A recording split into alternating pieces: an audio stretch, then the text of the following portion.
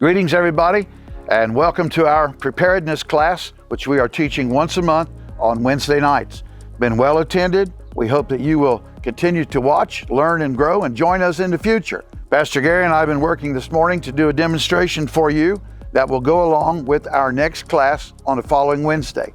If you're just joining us, please go online, check out the site, look at the previous information and future dates so you can stay updated with what we're doing. Preparedness. We see in Proverbs chapter 31, preparedness. I grew up on a farm, raised in the country.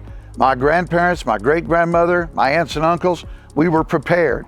During the busy season, the harvest season, we gathered and we stored and built a storehouse for the future to take care of our families, our neighbors, and those in need.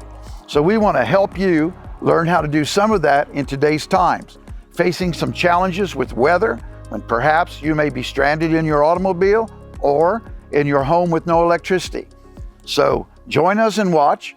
We were teaching last time, and we will continue on a small, simple stove like this, a cook stove. It's made by Coleman. Information will be with this video, and you will be given a link for that information. This type of Coleman stove uses propane fuel that can be purchased in a bottle like this. These bottles at Walmart or other places cost approximately $6 each. The Mr. Buddy heater that we're recommending, this is a 4,000 and 9,000. It has two adjustments. I've had this for over 30 years. It's very safe. It works really well. Again, there's a link with more information. There are different sizes that do different things. This is the one I prefer. When I store this, I like to keep it in the box, just like you see it, and I've had this again for 30 years. I store it inside the box with the ends on it, upright, and it keeps it protected. And we have used this many times, camping, hunting, when there's no electricity, or even sometimes when we're traveling in some remote type of areas. They work very well and they're very efficient. This heater also uses this type of propane. We will show you some lamps that you can use as well.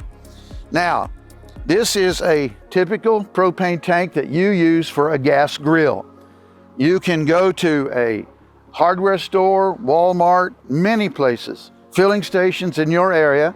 You can purchase a tank for approximately $50. And this is a 20-pound tank, and it will be full of propane. You could take it back when it runs out and exchange it for approximately $18. You can also, as I said, buy these approximately $6 a piece. These are what is called disposable type of canisters. However, I have not disposed of any of my canisters because I like to refill them. This canister I've probably had 30 years. It's never been opened. It's new in the package. These canisters I have used, and Pastor Gary and I just refilled them. You can refill one for approximately 95 cents. That's a lot better situation. You can run your heater for approximately 4 hours on high with one cylinder, or you can run it for several days on a propane tank that comes with a hose, and we'll show you that later. The purpose of this video today is to show you how you can safely refill your canisters and save a lot of money and use these tools.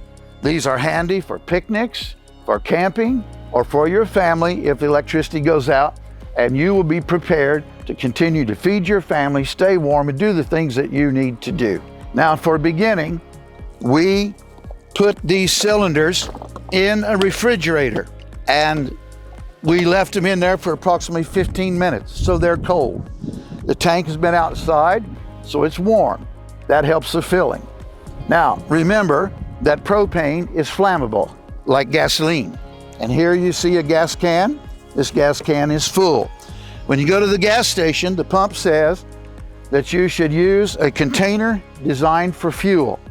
The red one is for gasoline, yellow ones are for diesel fuel, and blue ones are for kerosene. I have all three. When I go to the gas station, I fill them up, perfectly legal, because I'm using it for myself. It's not for sale. I'm not selling it as a business. Same thing with the propane tank. When you carry flammable containers like this, like the propane, like the gasoline, the diesel fuel, or the kerosene.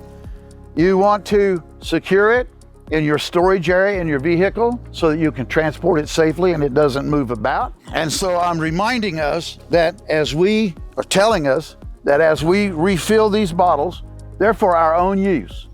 If I am in a commercial business and carry fuels of any kind or propane, Department of Transportation says that I have to have a CDL, we have to follow their guidelines. But for personal use, it's a different situation. So we take a bottle that's empty. Pastor Gary and I have weighed these on a scale. They weigh approximately 15 ounces empty. Now, I recommend that you wear a pair of safety glasses, which is what I have here. Very inexpensive, and recommend that you wear some gloves. Leather gloves, cotton gloves, either one. These are easy to use, simple to use. I recommend also a fuel filter, which is what this is, and this is called a refill adapter. These are approximately $12, and they are made by Mr. Buddy's Heater Company, and so is this filter. The idea of the filter is that nothing will get into the tank that will be used in the tool for heating or for cooking. If it does, it could cause you some challenges in terms of dirt, etc. So you simply screw this in, and it has reverse threads. So instead of righty-tighty, it's lefty-tighty. This is an adjustable wrench, and so you can very easily adjust it. It's metric and standard. Having a little fun with all of us.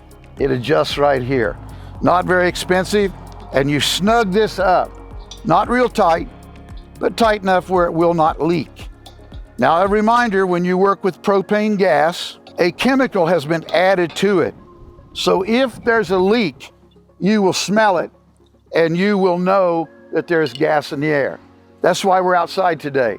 I recommend you do this outside or in a very well ventilated area where there are no flames or sparks. I like to wear cotton clothes anytime I'm working with something with this. It doesn't spark, it's very safe. Now we'll put this filter on. We just put it on slowly and steadily so that we don't damage the threads on either piece of equipment. Snug it up good and tight, and I'll have to hold this because it has threads working in opposite directions. Then you screw the bottle on. And this has been refrigerated, so it's colder than the propane bottle. Very carefully, just screw it on, right to tighten. There are different types of systems that you can go online and look at and purchase. Some involve lines, some involve switches that turn things on and off. I don't use any of those, I just do this. It's very simple, it's very easy, it's very practical. I probably have 100 of these bottles that I've used over the years, and every so often, I will fill 20 or so of those bottles. One tank should fill approximately 20 altogether. But as the tank gets lower and you use more of the propane to fill, when it gets half full, it's not as efficient in filling these bottles. So once it's half full, you can use it on your grill or other things that you may have. Now, you reach under the tank, just tip it a little bit, and slowly turn this on at first, and you can hear the gas going into the tank. Now remember that the tank weighs about 15 ounces, and we want to put up to 12 ounces.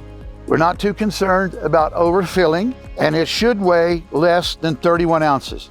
We have a scale here that some of these young men went out and purchased for me, so we can weigh it.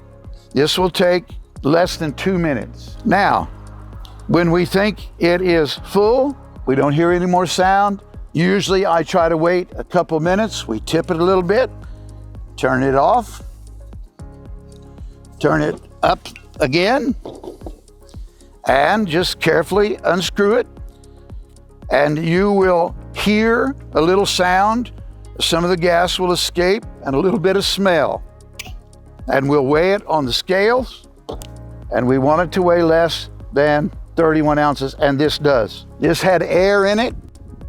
Very simply, you take an Allen wrench like this and insert it in the top and let some of the air out 5, 6, 7 times and do the process again. Okay, we've allowed this to fill for 2 or 3 minutes. Now we'll tip it, turn it off, turn it back up right, and take it loose. A reminder, you'll hear some gas come out and feel it. When we take it, set it on the scales, we're looking for it to weigh less than 31 ounces. It's almost 27 ounces, so it's getting full. Now these are tanks that Pastor Gary and I filled earlier. This one weighs approximately 29. So we're wanting to get close to 29, 30, but stay below 31. So this is the one we're filling now. It's up to almost 28. You can purge a little more air out. And you can hear the gas, you can hear the air come out and go through the process again and fill it up another ounce or 2. It's very safe, it's very easy. I like to cover the bottles that I've refilled with a cap. These are the caps that it comes with. You can go online, there'll be a link for that, and you can cover it with a brass cover that has a washer in it, and that helps it when you store it. Now we recommend when you store the bottles or the tanks, you store them in a safe place, inside of some sort of shelter, in your garage, in a storage shed, where the climate is controlled, and you will get along very well. One thing we like to do as well, this container has Dawn soap in it, and we take 1 part Dawn soap, 9 parts water, mix it together. This is what you use to check and make sure you have no leaks, either in the pressure valve, in case this was in a fire or got too hot inside of a vehicle or something. It can let gas out for safety purposes. So what we like to do is spray it, and there are no bubbles. Now, I like to dump it out and take it to the faucet and rinse it out before I put the cap on it and store it.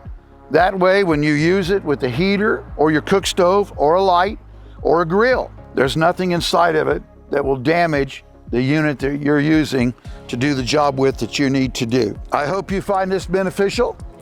The scales was purchased at Walmart, and it only cost about $17. So you can get started with a simple cook stove, a simple heater, and a bottle of propane, and some bottles from some vendor that sells them. We'll give you information online. It'll be on a link. Thanks for taking time to listen. God bless.